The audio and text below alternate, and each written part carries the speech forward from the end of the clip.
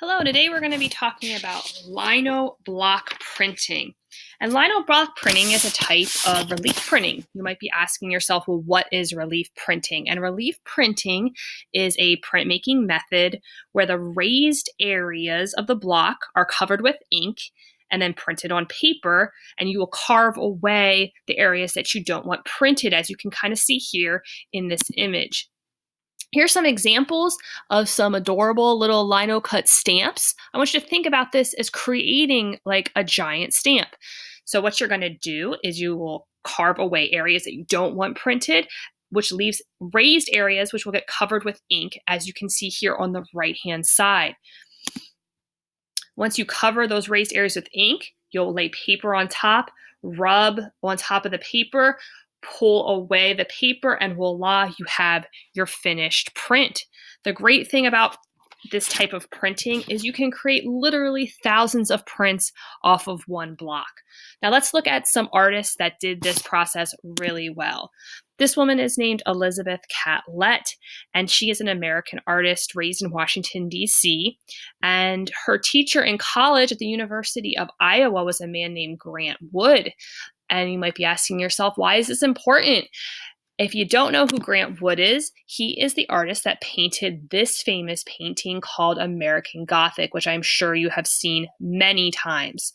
And Grant Wood told Elizabeth Catlett, make art about what you know best and experiment with different mediums. I think this is a pretty good piece of advice from Grant Wood. So that's exactly what Elizabeth Catlett did. She embraced her heritage. She was the granddaughter of former slaves, and that's what a lot of her prints are about. Her subjects range anywhere from tender maternal images to confrontational symbols of the Black Power movement. And you can see here in her image on the right that she is really great at using positive and negative space to create those great contrasted areas. And that's something that you're going to want to do when you start creating your Linocut stamp. Let's look at another artist that does this quite well. His name is Jacob Pinz, and Pinz is a German-born Israeli artist.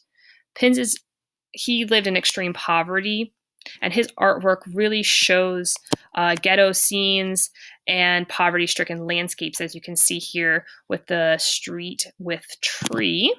Here's some more samples of his work. He is also excellent at using positive and negative space. Remember from last year, positive space is those areas of the subject where negative space is the background areas. Pinz is also really good at using defined shapes. Remember, a shape is an enclosed two-dimensional area, which is what you're going to be doing to show contrast in your subject matter.